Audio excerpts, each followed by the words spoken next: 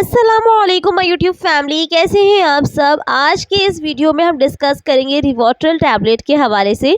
रिवोट्रल tablet जो है वो 0.5 mg में भी अवेलेबल है और साथ साथ 2 mg में भी ये अवेलेबल है। तो आज इस वीडियो में हम जानेंगे कि रिवोट्रल टैबलेट का इस्तेमाल क्या है, इसके साइड इफ़ेक्ट्स क्या हैं और कौन से लोग जो हैं वो इसका इस्तेमाल नहीं करेंगे। तो इस वीडियो को एंड तक देखिएगा और जो मेरे चैनल पर न्यू है प्लीज़ मेरे चैनल को सब्सक्राइब कर दीजिए, वीडियो को लाजमी लाइक एंड शेयर किया करें। तो सबसे पहले जानेंगे कि रिवोट्रल टैबलेट है क्या। रिवोट्रल टैबलेट का जो फॉर्मूला है वो है क्लोनाजिपाम। ये जो है ना क्लास ऑफ बेंजोडाइजेपिन से ये बिलोंग करता है। तो रिवोट्रल टैबलेट जो है ये बेसिकली आपके दिमाग को सुकून देता है, यानी कि आराम प्रोवाइड करता है, क्योंकि इसका जो स्पेशल काम है वो ब्रेन में है, ब्रेन के केमिकल्स पर ये वर्क करता है। रिवोट्रल टैबलेट जो है वो पैनिक डिसऑर्डर के लिए इस्तेमाल किया जाता है। पैनिक डिसऑर्डर को ट्रीट करने के लिए जो है ना ये बहुत ज़्यादा यूज़फुल है।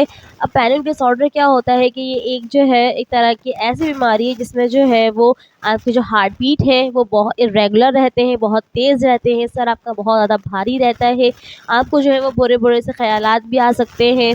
इसके अलावा बुरे ख्वाब भी आते हैं, हर वक्त जो है वो सुसाइडल अटैक्स आते रहते हैं। इसके अलावा जो है वो आपको इसमें मरने का भी खौफ रहता है। तो ये एक तरीके का पैनिक डिसऑर्डर है जिसमें जो इसको जो है ना ट्रीट करने के लिए रिवोट्रल टैबलेट इस्तेमाल किया जाता है।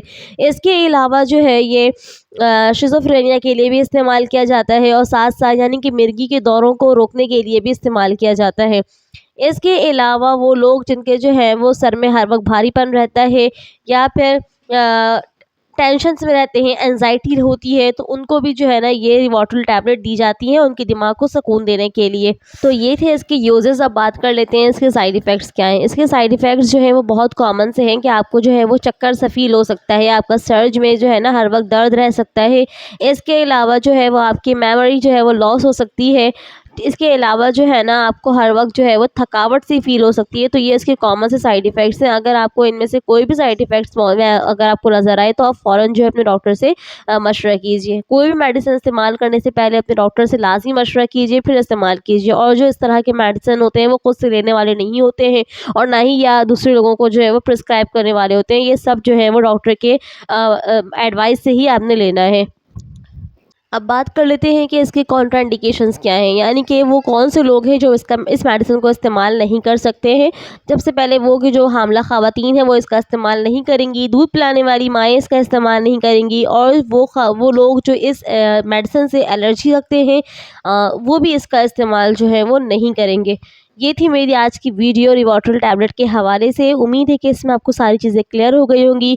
रह गई बात अब डोजेज की कि डोजेज जो है वो ये आपकी डिपेंड करता है आपकी कंडीशन के ऊपर, तो इसलिए हर मेडिसिन जो है वो अपने डॉक्टर से आपने पूछ कर लेना है। सो बस अपना ख्याल रखिए, मेरे चैनल को लाजमी सब्सक्राइब कर लीजिए, बेल आइकन लाजमी प्रेस करें ताकि जो है वो मेरी हर वीडियोज़ की नोटिफिकेशन जो है वो आप तक पहले पहुँच सके। अपना ख्याल रखिएगा। अल्लाह हाफिज़।